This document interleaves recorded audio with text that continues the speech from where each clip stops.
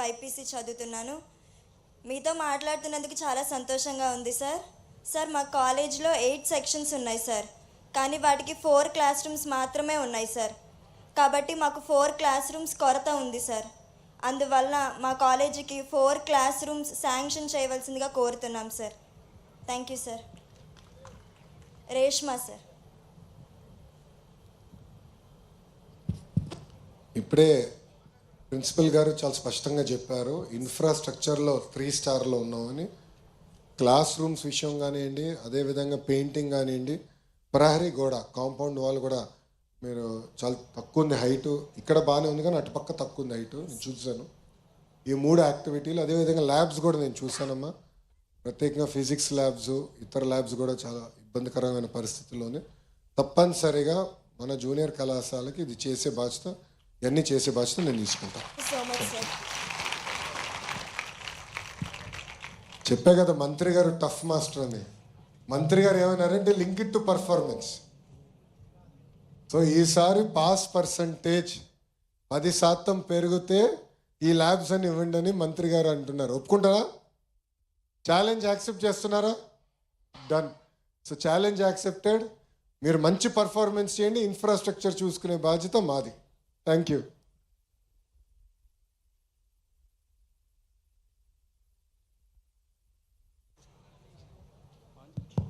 Good afternoon sir. నా పేరు జిక్రి రెడ్డి. నేను ఫస్ట్ ఇంటర్ సిఈసి చదువుతున్నాను. సార్, మన రాష్ట్రంలో చదువుకున్న ఎంతోమంది విద్యార్థులు మన రాష్ట్రంలో ఉద్యోగాలు చేయకుండా వాళ్ళ ఉద్యోగరీత్యా అవకాశాల కోసం వివిధ రాష్ట్రాలకు మరియు దేశాలకు తరలి వెళ్ళిపోతున్నారు. అలా వెళ్లకుండా వారి ఉద్యోగ రీత్యా అవకాశాలు మన రాష్ట్రంలోనే వాళ్ళు ఉండి చేసుకునేటట్లు, మరియు మన రాష్ట్రపు విద్యార్థుల డ్రైన్ అవ్వకుండా మీరు ఎలాంటి సూచనలు ఇవ్వాలనుకుంటున్నారు? ఏం చెప్తే వాళ్ళని ఇక్కడ ఉంచి మనం మన రాష్ట్రాన్ని డెవలప్ చేసుకోవచ్చు మీరు చెప్పాలనుకుంటున్నాను సార్. Thank you sir. మంచి ప్రశ్న. ప్రధానంగా మనం చూస్తే 62 సంవత్సరాలు అందరం కలిసికట్టుగా చెమటోర్చి హైదరాబాద్ని అభివృద్ధి చేసుకున్నాం. 1994లో హైదరాబాద్ నుంచి వచ్చామంటే ఏ హైదరాబాదు? భారతదేశంలో ఉన్న హైదరాబాదా, పాకిస్తాన్లో ఉన్న హైదరాబాద్ అని అడిగేవారు. ఆనాడు మైక్రోసాఫ్ట్ని హైదరాబాద్ తీసుకొచ్చేదానికి ఎంత ఇబ్బందులు బాబు గారు ఎదుర్కొన్నారో మనందరూ తెలిసిన విషయమే. అలాంటిది ఈరోజు హైదరాబాద్ ఈ స్థాయికి వచ్చింది. 2014లో రాష్ట్ర విభజన జరిగింది. రాజధాని ఎక్కడ ఉండాలో కూడా చెప్పలేదు. కొత్త రాష్ట్రంగా మనం ఏర్పడ్డాం. అప్పుడు అందరిని ఒప్పించి ఒకే రాష్ట్రం, ఒకే రాజధాని, కానీ అభివృద్ధి వికేంద్రీకరణ జరగాలని చంద్రబాబు నాయుడు గారు ఆనాడు చెప్పారు. అభివృద్ధి వికేంద్రీకరణ అంటే అన్ని ప్రాంతాలు సమగ్ర అభివృద్ధి చెందాలి. ఉదాహరణ ప్రధానంగా చూస్తే అనంతపూర్కి కియా ఫ్యాక్టరీ వచ్చింది. ఆ ఒక్క కియా ఫ్యాక్టరీ వల్ల తలసరి ఆదాయంలో ఆంధ్ర రాష్ట్రంలో 3వ స్థానానికి వచ్చింది అనంతపూర్ జిల్లా, ఒక్క ఫ్యాక్టరీ వల్ల. అదేవిధంగా renewable energy, solar, wind plants అన్ని అనంతపూరు, కర్నూలు బెల్ట్లో వస్తున్నాయి.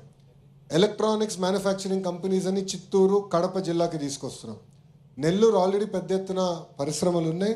అంతేకాకుండా అక్కడ పోర్ట్ ఉంది, కొత్తగా ఒక రిఫైనరీ కూడా త్వరలో ప్రకటించబోతున్నాం, అక్కడ టేక్ ఆఫ్ అవుతుంది.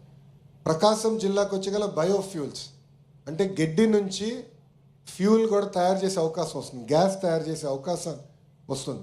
దానికి రిలయన్స్ సంస్థ, మనందరూ తెలిసిన రిలయన్స్ సంస్థ ముందుకు వచ్చారు. 500 ప్లాంట్స్ ఆంధ్ర రాష్ట్రంలో పెడుతున్నారు. అది ప్రకాశంలో స్టార్ట్ చేస్తున్నారు. మనకి ఇటు కృష్ణా, గుంటూరు వచ్చగల రాజధాని ఇక్కడికి వస్తుంది.